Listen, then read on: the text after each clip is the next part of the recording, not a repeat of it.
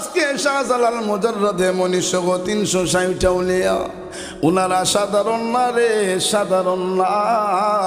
আল্লাহর কাছে প্রিয় হইছে, আল্লাহর বান্দা থেকে বন্ধু হইছে, আল্লাহর কাছে প্রিয় পাত্র হয়ে গেছে। এই জন্য বুঝি আজকে উনাদের মাজারে যায়, উনাদের মাজারে যাই আমরা কি করি? জিয়ারত করি। কি করি? উনাকে আমাদেরকে একটা তকমা লাগাইয়া দেয়, কই আমরা নাকি মাজার পূজারি, বলে কি না? মাজার পূজারি আমরা নাকি আল্লাহর ওলির কাছে চাই যাইয়া চাই। আপনারা বলুন তো ইবাদতের মালিককে চাইব কার কাছে? আল্লাহর কাছে আমরা চাই, কিন্তু তকমা লাগাইয়া দে ওলির মাজারে যাওয়া যাইতো না, ওলির মাজার ভাঙ্গা ফলাই তুইব। আরে মিয়া কারো চিল্লাই সিন্নি খাইছো, এখন বুঝি মোল্লা চিনো?